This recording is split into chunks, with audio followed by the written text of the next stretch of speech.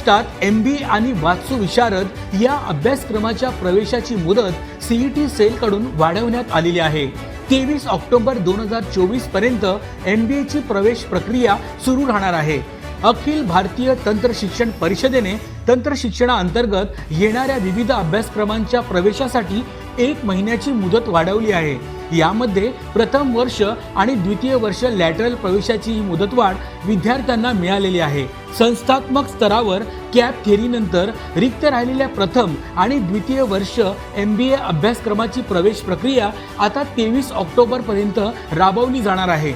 महायुती सरकारमुळे विद्यार्थ्यांना हा मोठा दिलासा मिळालेला आहे।